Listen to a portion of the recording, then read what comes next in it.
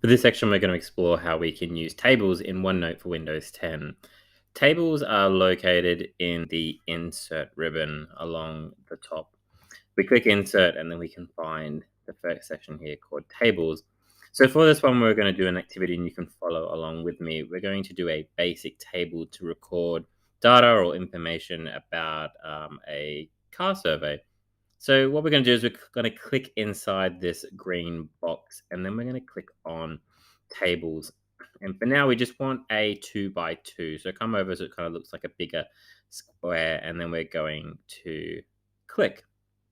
Now, what we're going to do is we're going to write in the information that we need. So for an example here, I'm going to write car color. And then here I might write my tally or my amount, depending on how we're doing this. And so then I can come along and then I can type in my different colors. So I might type red, but obviously there's going to be more than one color. So if we want to adjust or make changes to a table, what we do is here I'm going to click on red, and then at the top this little extra tab comes up where it says table. I'm going to click that and then I've got all my options to change it. So what I actually want to do is insert below. So I'm going to click down and maybe let's do a couple more.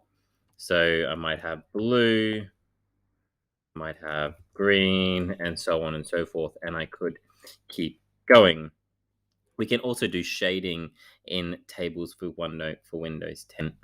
So what I might like to do, for instance, is change these to the colors that they are. So I'm going to click in the cell where it says red. I'm going to come up here to shading. I'm going to click down and I'm going to choose a red. And then I might do the same for blue. And I might also do the same for green. Sometimes you'll notice that it is a little bit darker than it appears. So for example, I can actually change these two top ones to black by clicking down and choosing black. But when I click out, I won't see my writing.